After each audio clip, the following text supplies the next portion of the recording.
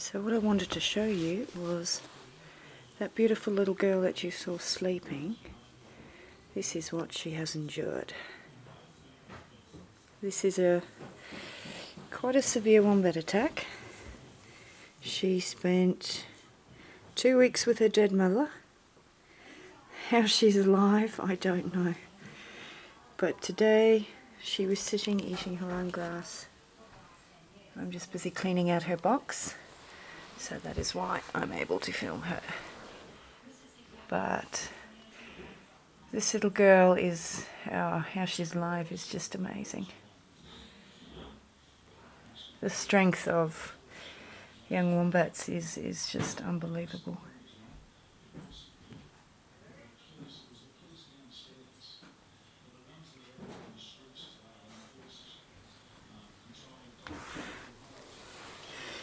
Wombats like this are what keep you fighting for them.